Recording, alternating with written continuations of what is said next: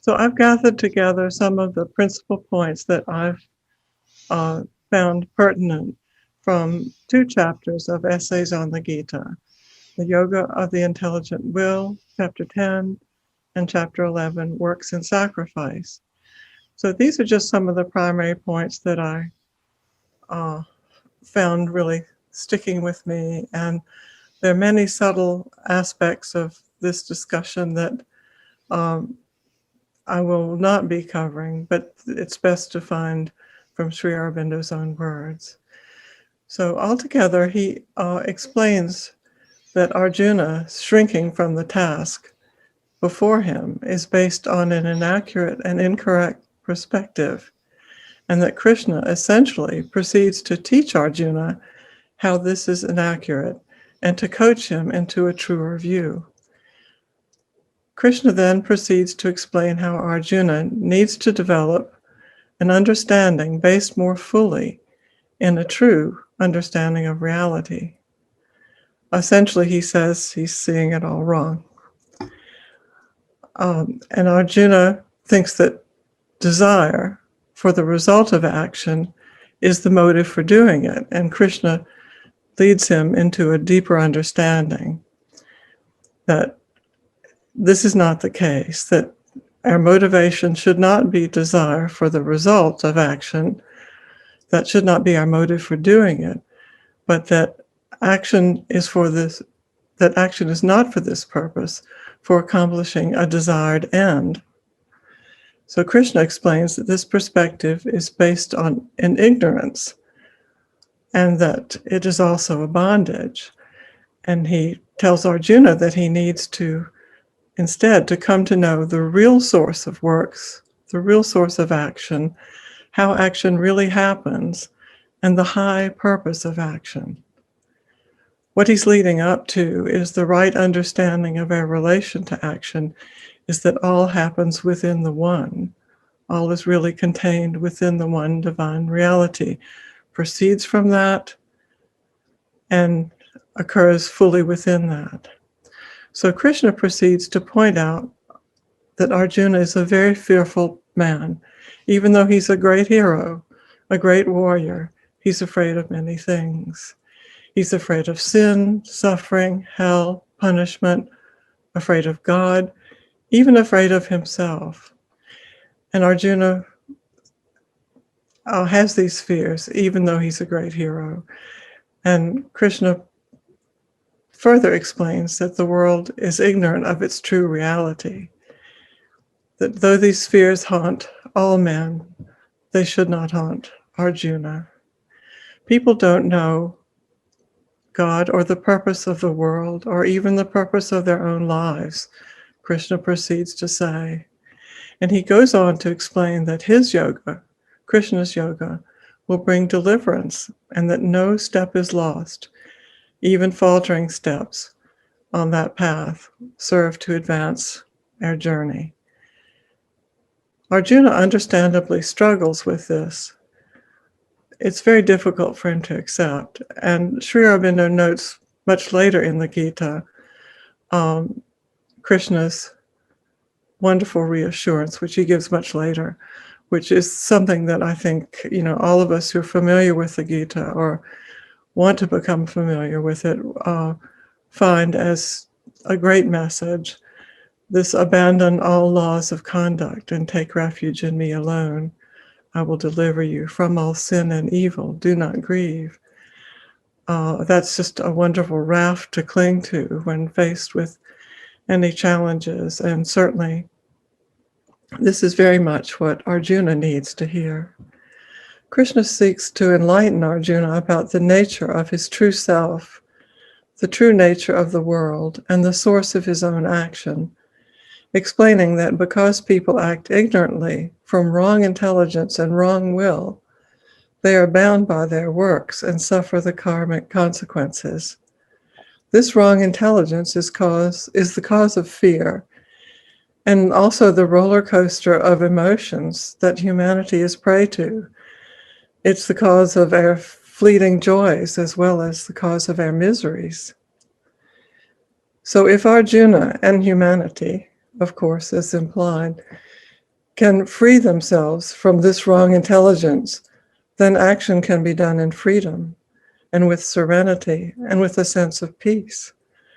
This is the yoga of the buddhi, right intelligence, right will. This is based in the one, aware of the oneself in all and acting out of this equal serenity.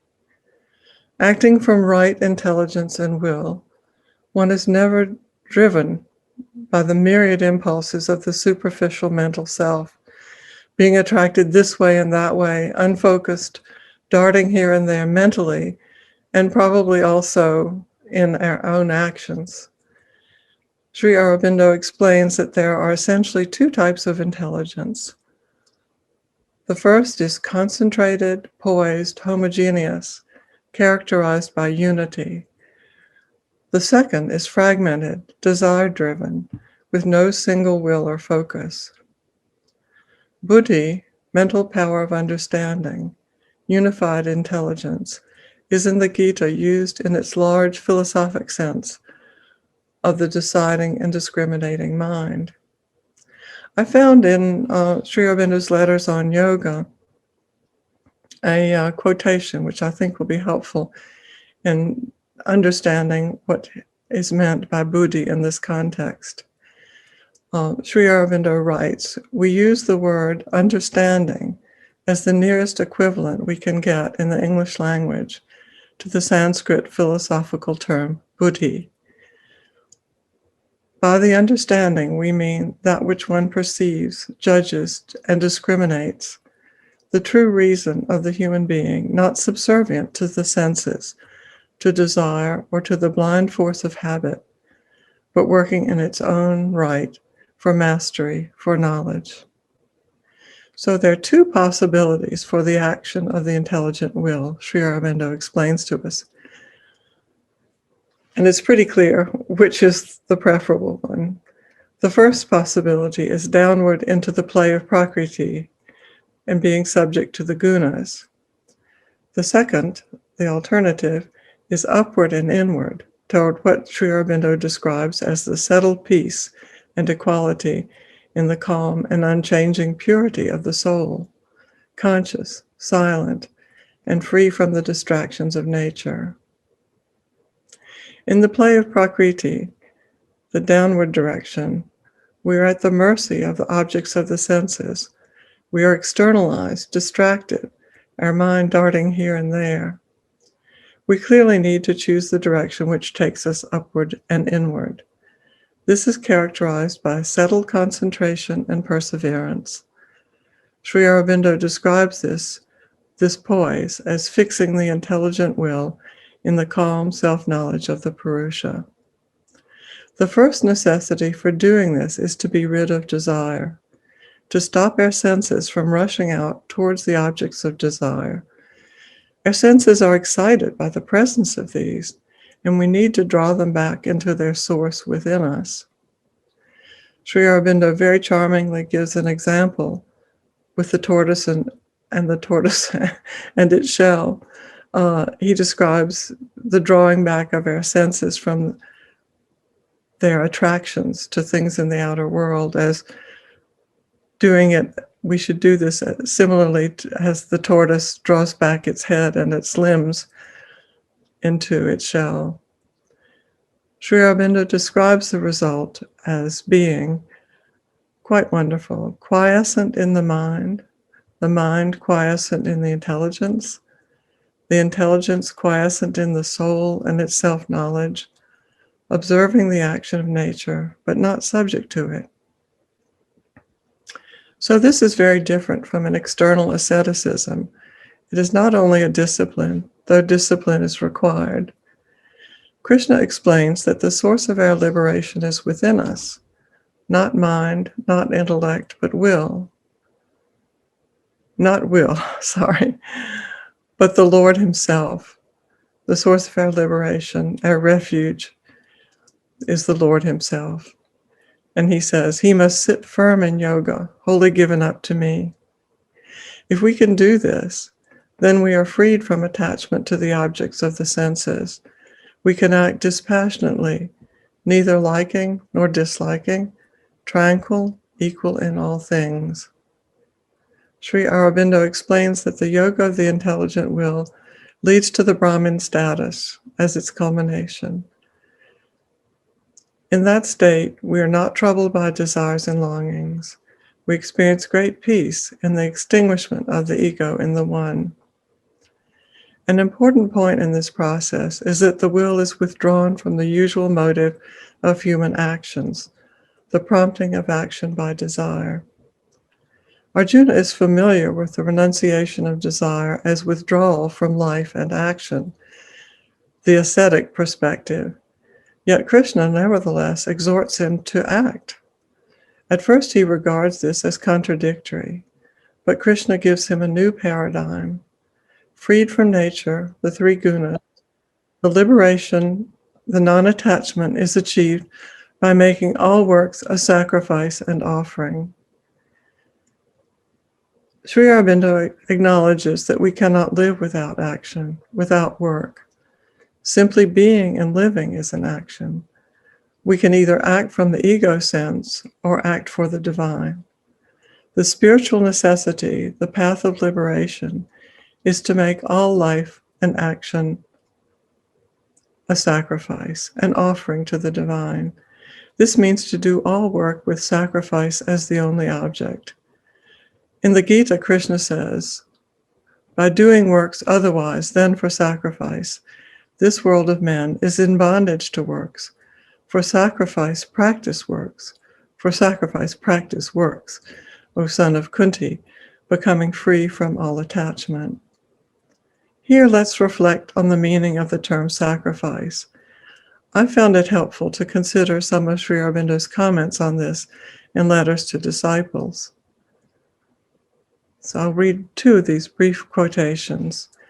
In the spiritual sense, sacrifice does not so much indicate giving up what is held dear, as rather an offering of oneself, one's being, one's mind, heart, will, body, life, actions to the divine.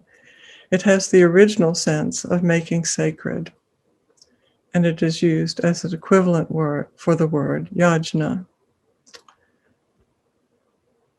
And Sri Aurobindo, being such a wonderful classicist, uses sacrifice in, considering its root to make sacred. Then the second quote is, sacrifice means an inner joy, an inner offering, Sacrifice means an inner offering to the divine, and the real spiritual sacrifice is a very joyful thing. So it's not any form of self-immolation, of giving up. It's the process of offering, the act of offering to the divine himself. So it is the freedom from the ego sense that enables the individual to sacrifice, to do all works as offerings. In this special sense, sacrifice means offering to the Lord, and also sacrifice, offering of one's works, actions, helps to free one from the ego sense. So essentially, they are two interdependent processes that go hand in hand. In the Synthesis of Yoga, Sri Aurobindo explains that even sacrifice that is not fully sincere is worthwhile and helpful. We can begin where we are and discover that our sincerity and fullness of offering will increase as we engage in this over time. In this higher knowledge, one can act, one can do works in calm and equality, whatever the nature of the action or work. One has to be concentrated in the one, the Lord, the divine, and make life and action a sacrifice and offering to him. If one is living and acting in that consciousness, one does not need to fear the karmic consequences, and most importantly, one is living and acting in a true reality. Thank you. Thank you very much. Beautiful, beautiful thoughts about when you were kind of reading, speaking about these topics, the vision was coming that we are all here engaged in this material form, and we received all the instruments or all the strings attached to these levels of material, vital, and physical existence from the forces which live on those levels, and which we today discussed with Radha exactly this topic, how to disengage from, deconstruct the desire, and to find the true aspiration within ourselves. It's a very good contribution to the same topic, that being engaged in this world, we meet the forces which are actually substituting for us our own aspirations. They come as to our own inner call, as it were. That's why we allow them to come, hoping that they will be fulfilling our aspirations. But they have their own views on things and their own objectives. And so, mixed up with all that, we are kind of losing our path and very dissatisfied with the results of our findings. Even if our desires are realized, we see that, truly speaking, we desired something else. We didn't want to have only that what came to us as a result of our desire. We were supposed to gain some peace, some happiness, some realization, fulfillment, which is not coming with the realization of the desire. And that shows that we are living kind of on two different grounds, or in two different simultaneously parallel realities, as it were. One is the inner aspiration for the truth, for the fulfillment, and other is the tools and the means which we received from being embodied in this state, from our mental capacities and thoughts, dogmas, philosophies, from our vital capacities of preferences, likings, dislikings, desires, and so on, and from our physical capacity, whatever it may be, or incapacity. And sacrifice is actually to act always from the side of your inner reality, always keeping in mind or in a view, in consciousness, the presence of your inner self, while dealing with our means of existence here. And that is the way to liberation. That is not binding. Why the other way is binding, why this action which is not for the sacrifice is binding, is because of this, that it is coming not from us.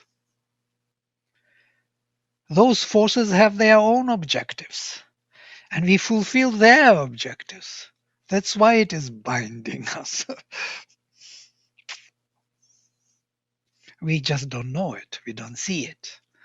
We think that we are realizing our desires, but truly speaking, we are realizing their desires. And our aspiration is still there, waiting for its fulfillment. Okay, that was a deconstruction on the ground of Karma Yoga. Let us look into this beautiful chapter.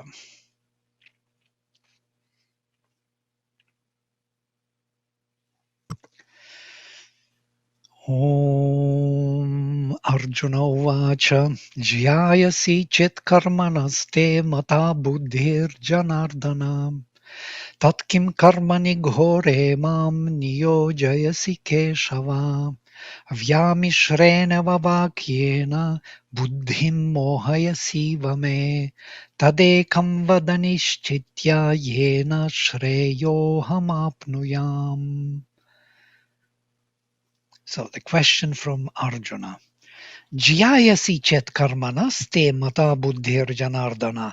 O Janardana, if you think that buddhi is better than karma, tat kim karmani ghoremam niyojayasi Keshava. Then why do you assign me to this horrible work and action?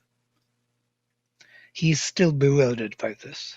Why should he do this if buddhi is better?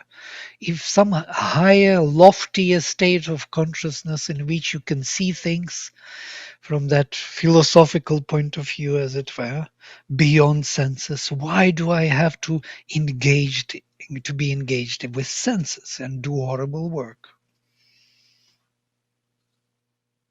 Vyamishrena vakyena buddhim mohayasiva me. And you bewilder my mind by your mixed speech. You seem to bewilder my intelligence with a confused and mingled speech. Tell me then decisively that one thing by which I may attain to my soul's will.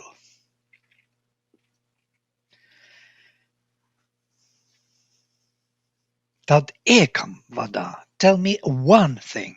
Nishchitya, having decided which, Yena Shreya, with the help of which, Shreyas, the good, the ultimate good, Aham apnuyam, I shall gain or attain to. Shri Bhagavan Vacha, the blissful Lord said,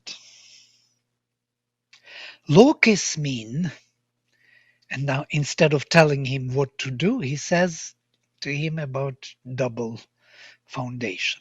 Lokesmin dvividha nishtha pura prokta maya nagha.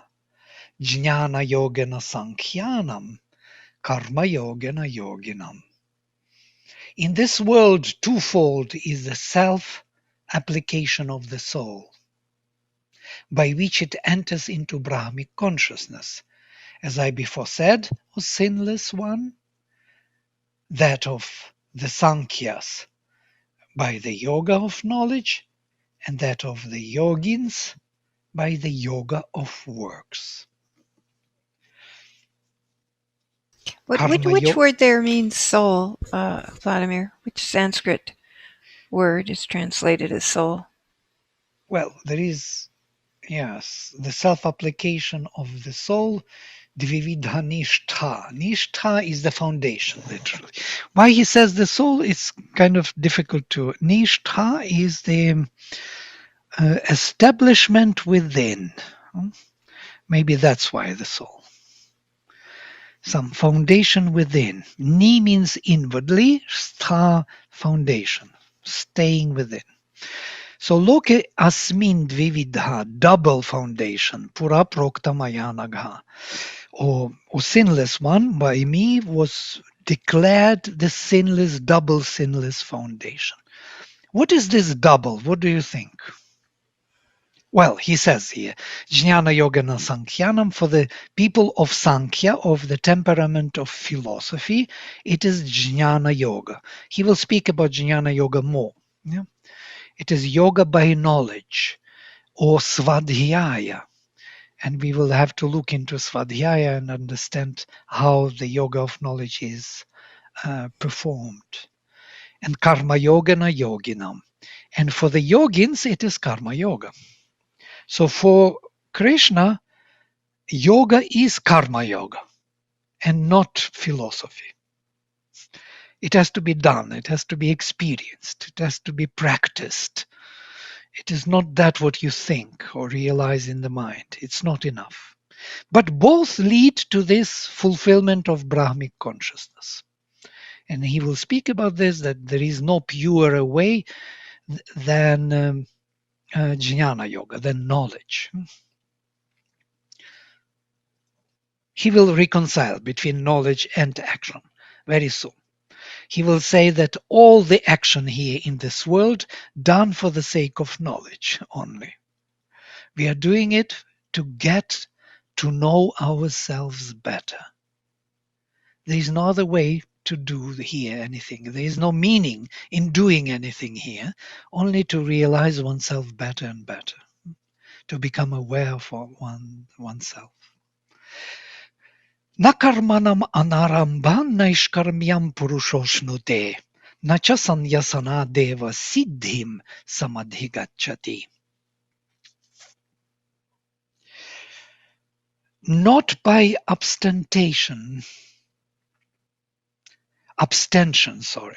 not by abstention from works does a man enjoy actionlessness, nor by mere renunciation of works does he attain to his perfection, to siddhi, the accomplishment of the aims of his self-discipline by yoga.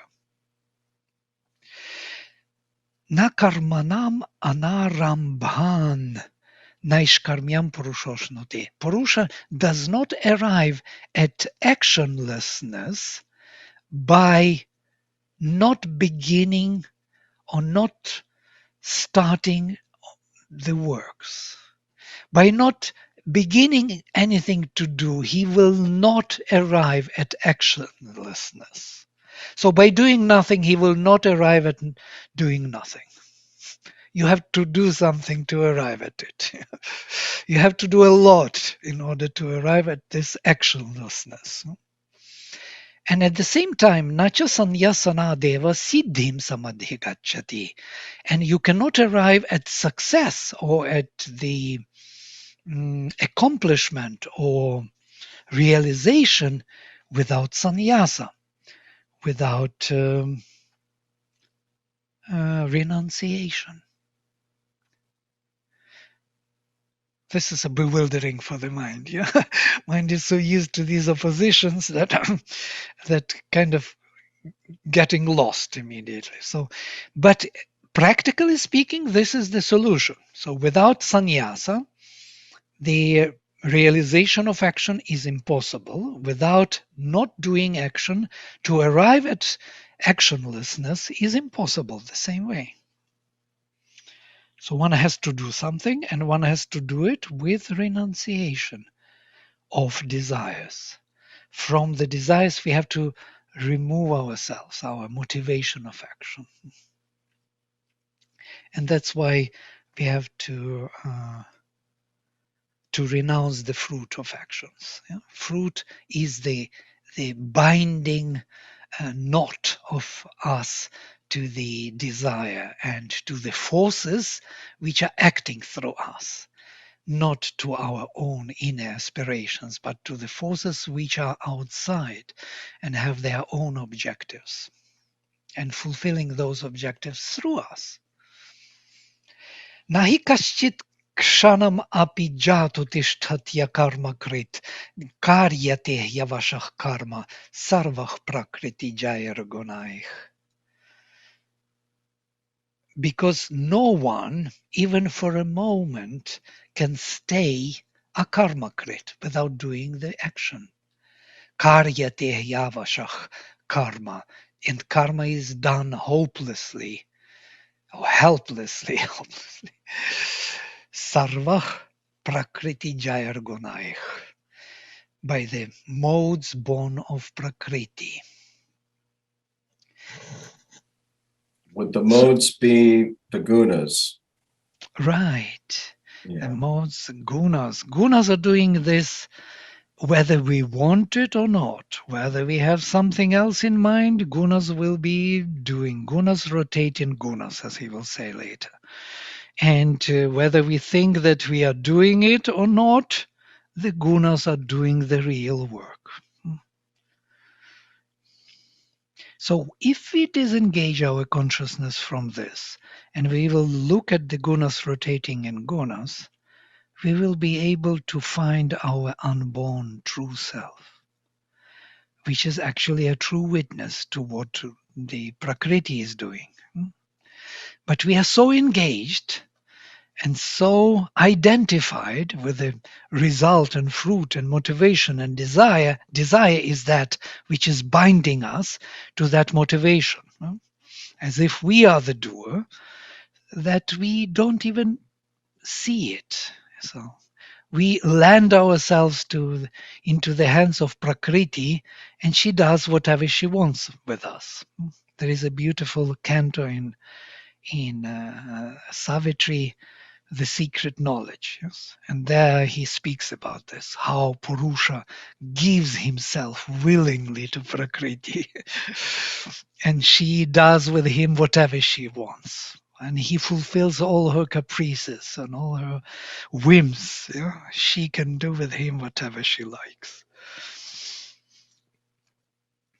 So Vladimir, the reason I was asking before about which word meant the soul is, as you just indicated, because we are talking Sankhya, we tend to talk Purusha being the unborn one, and yet this translation being soul gives you, and going inwards gives you more the indication of the born one, of the psychic being. So does Krishna speak anywhere of, well, he does because he's within each of us, but why is this word being translated as soul instead of Atman, or the unborn one? Because soul gives that sense of being inner. I think you're right. It is this inborn self. That is, means for us who are here in the body, who are born here, for our souls, yes, in this world is the self-application of the soul. Now, of this inborn self. So there are two applications. One is unborn self above the head, another is inborn self within the heart. And you can actually nearly see this, but Jnana Yoga is that philosopher from above, yeah. And Karma Yoga is this who is doing here constant sacrifice. The soul, the psychic being, which is bringing the light into all the modalities of our action and thought and feeling. You could nearly see that division, yeah. Since you are pushing in that direction, which is not here in the text, if we are to widen the scope, we would see that these are the two centers. And this is the dual approach. One is unborn self, viewing everything, yeah, kind of independently from nature, doing things, what we have to recover. And the other is karma yogin within, adhyajna within the heart, yeah, who will be doing the sacrifice, the works as the sacrifice. That one doesn't do sacrifice. Right. This one does. So this duality here is already intuitively laid out for us in this first, what he said, for the soul. Most probably that's how Sri Aurobindo uses this word here. Yeah? Because he speaks about this duality. That's why we have Sri Aurobindo and the Mother, both of them. That is the duality. He says this, that he is the presence over the head, which acts from the spiritual kind of perception over our mind and vital, and Mother is the presence in the heart as a psychic, which acts upon the vital and physical consciousness. And here these two come together. And by both you can achieve the Brahmic consciousness. So we are enlarging the scope, since you asked about soul again. But I can intuitively feel it, because it is all within the same scope of what we are dealing with in integral yoga. No? Yeah, it would just seem strange because neither Sankhya or Raj Yoga speaks of the soul. There is, God in Raj Yoga, and there's Purusha in Sankhya. So yeah, it just didn't. I didn't understand what they truly meant by this. Is this Sri Aurobindo's translation? It seems, I'm not totally sure, because it is taken from the essays on the Gita, and if it is not there, then it is added by the editor. It would be also nice maybe one day to just define for sure where is Sri Aurobindo's and where is not. Yeah, but nobody did this work, so we could do that also on the way. But even then, if it is not so, you see, soul is from the not capital letter, so it means something like both ways. Twofold is the self-application of the embodied being, let us say. Yeah? So one is the psychic, other is the unborn self. And this is dual. We know it from Sri Aurobindo's yoga. Yeah? And there is no triple application or some single application. There's dual.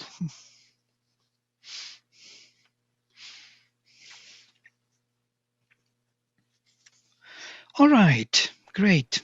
So everyone is forced to do helplessly the work by the gunas born from Prakriti. And no one moment or second, man can stay without the action. We are acting constantly upon ourselves and the world. And there is no way that you can be out of it in this embodied state.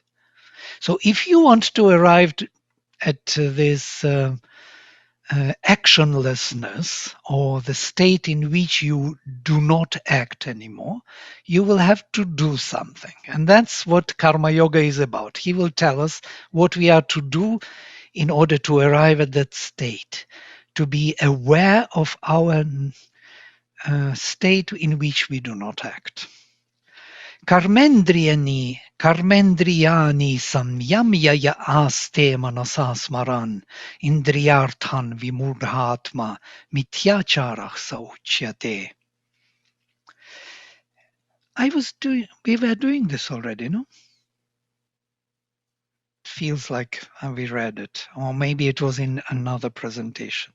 And the one who controls the organs of action, that means I will not move now, I will not speak, no, I will not do this, I will not do that, but continues in his mind to remember and dwell upon the objects of sense, enjoying them subtly, as it were, imagining things.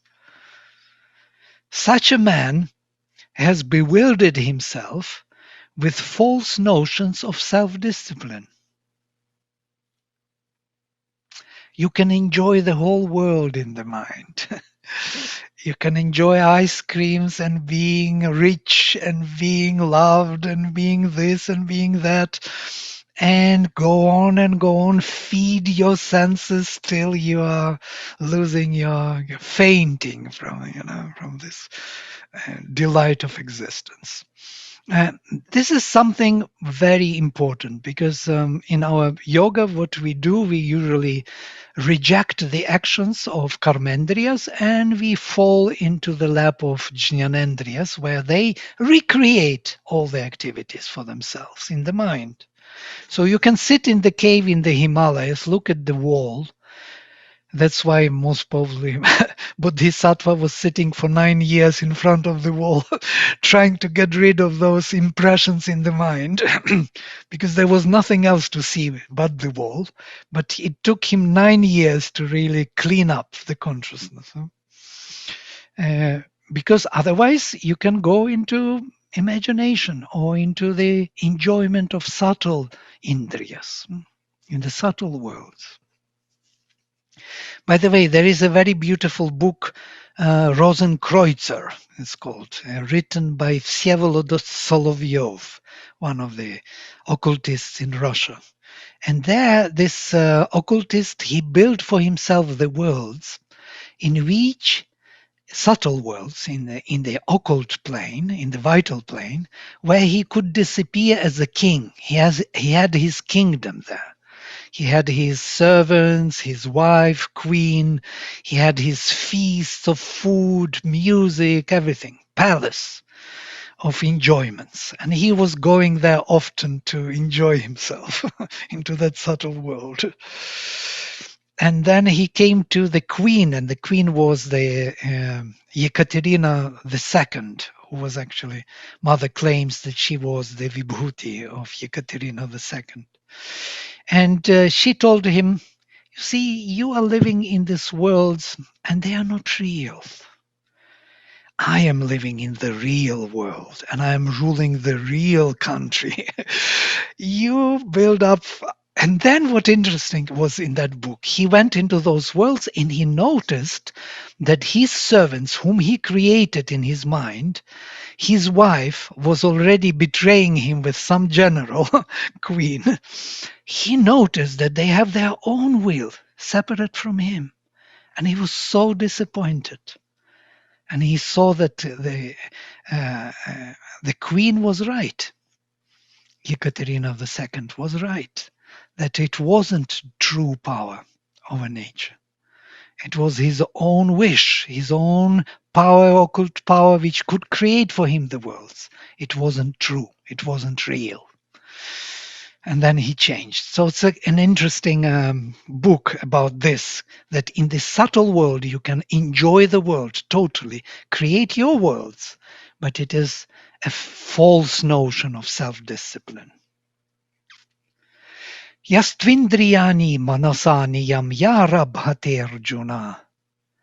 Karmendriye karma yogam asaktah savishishyate. But he who controlling the senses by the mind, without attachment, engages with the organs of action in yoga of action, he excels.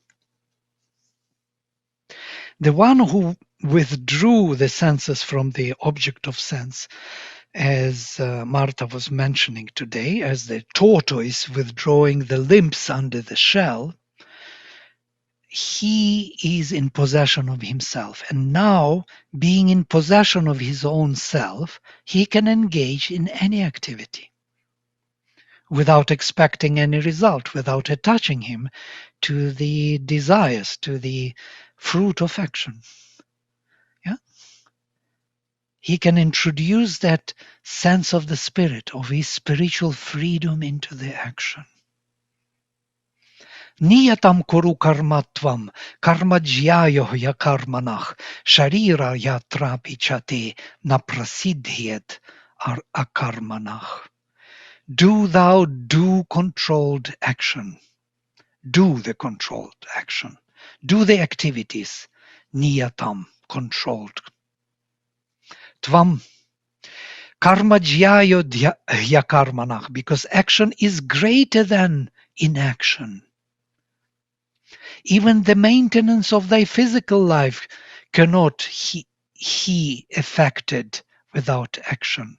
Cannot be, I think it's be, cannot be affected without action. We have to brush our teeth in the morning. We have to wake up. We have to make breakfast. We have to take shower. We have to do these activities, whether we want it or not. We cannot stop living. Hey, Vladimir, may I ask Yes. you? Please go ahead. I would love to hear your how you talk about Karmendriyas and Janendriyas. Yeah. The idea is, as we already looked into before, that the Jnanendriyas are finding different source for themselves. Yes? They are kind of turning towards their spiritual origin, as it were. They are not tight or bound with the object of sense anymore. They are not looking for satisfaction of themselves from the object of sense. That's where they got caught by other powers, by the powers of the mind and the vital. Once they were looking for the object of sense and wanting to get the delight out of them, these powers creeped in and started to act on their behalf, blocking and clogging their clarity. And even if they realize those objectives, those desires, they see that they didn't realize their own aspiration for fulfillment. Fulfillment is not taking place by realizing the desires. Because truly speaking, they were hijacked. That aspiration of the Jnanendriyas was hijacked by the other forces through this application and through this attachment to the object of sense. So the Genendrias were hijacked by the Carmendrias? They were hijacked by the forces, yes, which are coming from the depth of that inconscient from which Carmendrias are growing. Carmendrias grew up from our evolutionary past. They were built in this evolutionary march from the beginning of time, when we got first time embodied as consciousness came down. Yeah. And then these organs of action were evolving and developing. And they do not know how to sacrifice. They do not know how to do the action with the light within, because they don't have it. So what they do when they are activated in a way that Jnanendra is supporting them, then they bring all those forces through those activities to Jnanendras, and our senses, so to say, which represent Purusha, become clogged or become bewildered, become lost. They start fulfilling the desires of other forces as if they are own, and cannot be ever fulfilled by that. But the other forces aren't Carmendrias or Genendrias. It's something. Carmendrias are the legs, hands, speech, procreatory and excretory organs. These are Right. Carmendrias. Yes. Behind them, there are forces which come from the general nature, from the subconscious nature, from the vital nature. There are many of them. And they all want to have a fulfillment within this adhar, within this vessel. If they hijack this vessel, they have the access to the enjoyment. Yeah? Through this vessel, they have many more things. They can endure and continue to be in time. Yeah? If they hijack it, if they really can possess. That's why this fight is going for this adhar, for this vessel. The forces of darkness and forces of light clash here, because every one of them wants to possess this particular body, because within this body, within the heart, there is the divine spark. And that is the key to everything. They want that spark to work for them. That generates soma, the delight of existence, which they want and crave for. They want Yajamana to work for them, for their egoistic ends. They don't want Yajamana in the heart to work for the divine, for non-egoistic ends, because that means the end of their rule, the end of their life. They will have to be transformed, changed, which is quite difficult for them. They are not willing easily to change. And that is what today, by the way, Martha was mentioning, this topic, that sacrifice is a bliss, and happiness, and not suffering.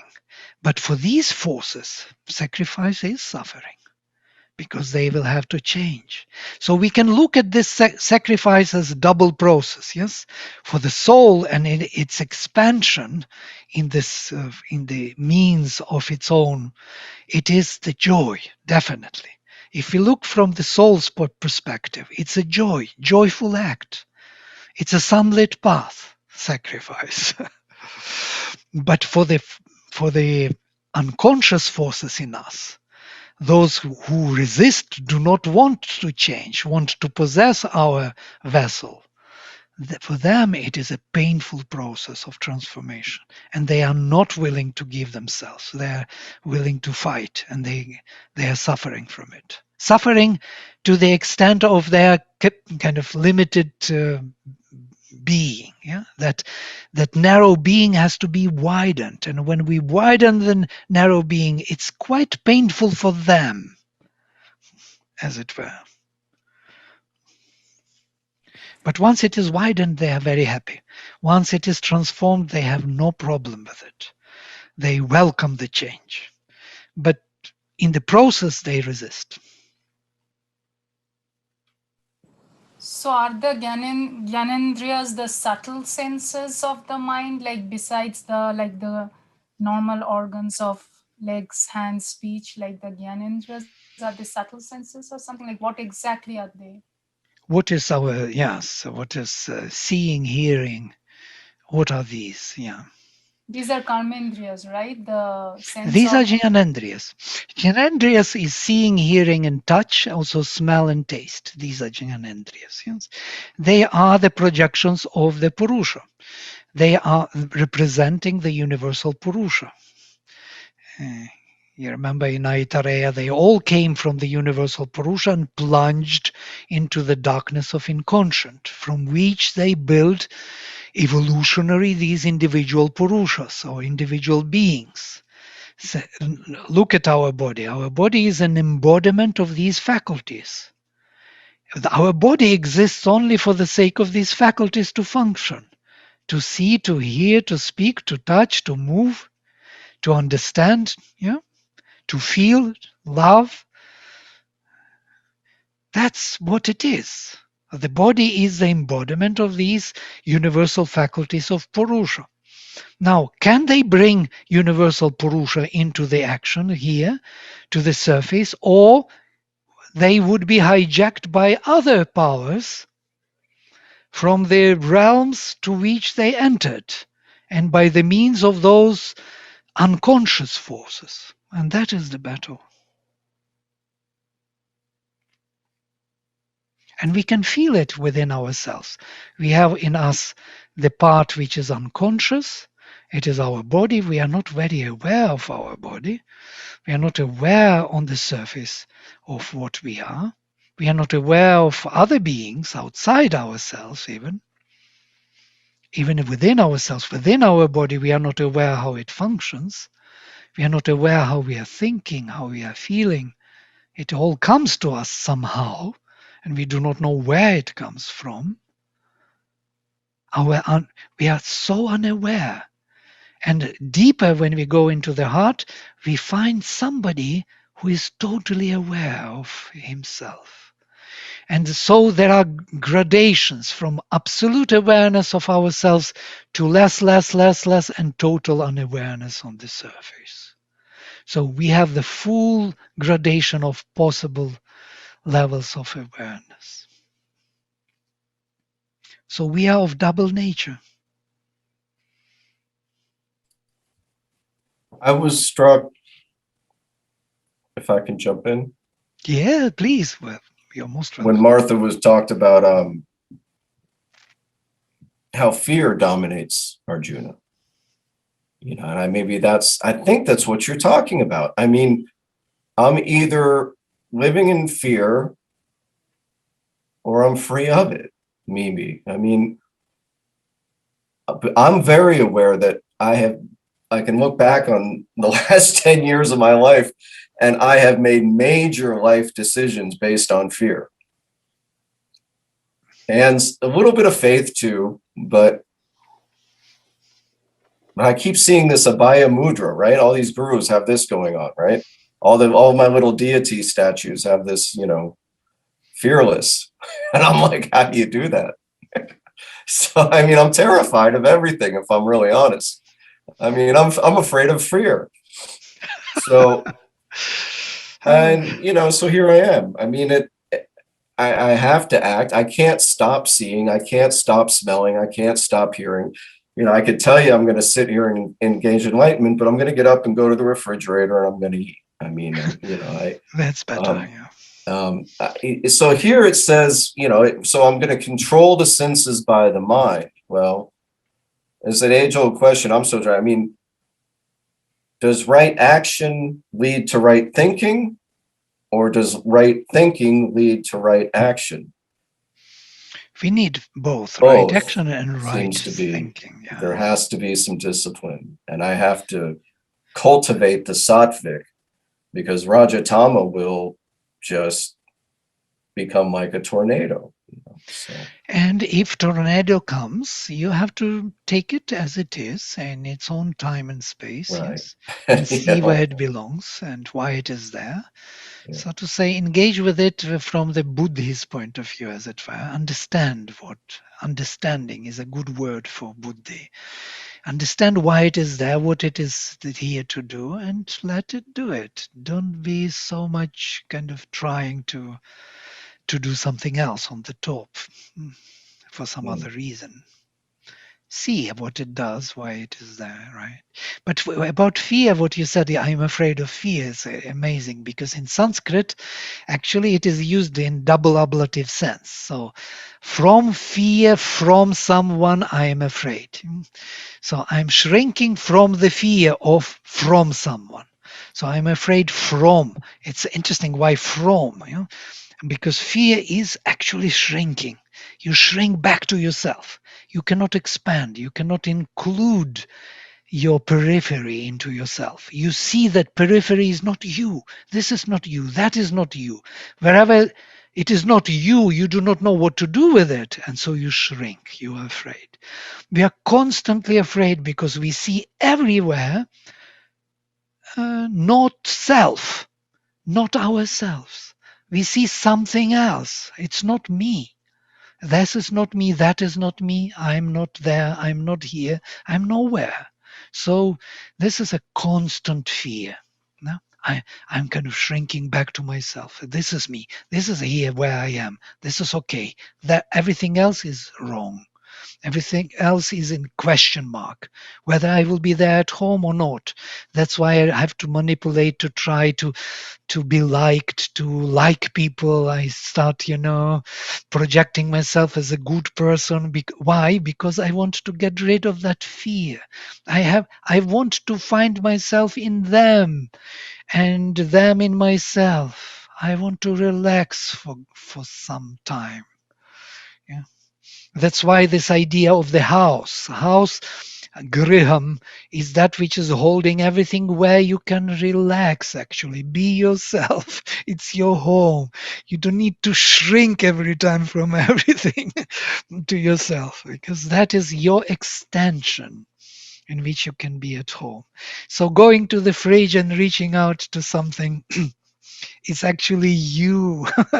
You know it. It's okay.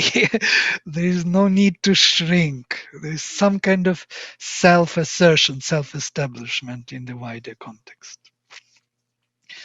It's a killer of fear, food.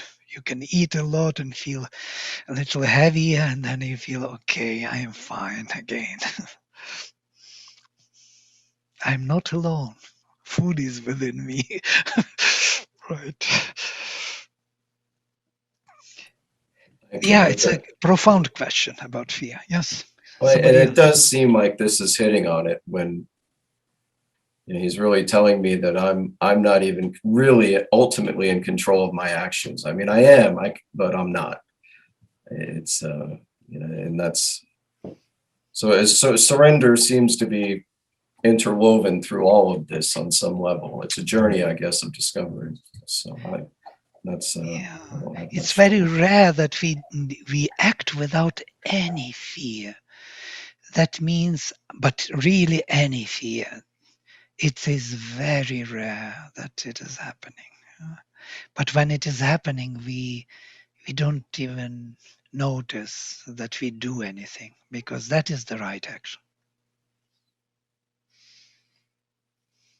As Sri Aurobindo says, when you sit on the top of the Himalayas and you act upon the world and you feel that you don't do anything, that is the right action. Because you are not different from the world. You are the world. You extended yourself. There is nothing to shrink from anymore. Great. Okay, let us stop today here at 7 o'clock and reassemble next time. For the next time, we can continue with this and with the chapter 3 and look into those. Please read the chapters 10 and 11. You will find a lot of interesting thoughts of this kind which Martha was presenting today. And there are many subtleties there, which also are very conducive to our new perceptions, which is more difficult to convey. You have to experience them, and then maybe in some way you could share some glimpses. I wanted to thank you too, Martha. That was absolutely wonderful to get your perspective and your input and summary. So thank you so much for the effort and thoughts. Thank Yes, you. thank you. Thank you, Martha. That was beautiful. Thank you. Thank you very much. value your feedback. Thank I you. appreciate it. Thank you. Great, so I'm closing with the mantra. Om Sarve Bhavantu Sukhinaha Sarve Santu Niramaya Sarve Bhadrani Pashyantu Ma Kaschit Dukha Bhag Bhavet. Om Shanti Shanti Shanti. Shri Guru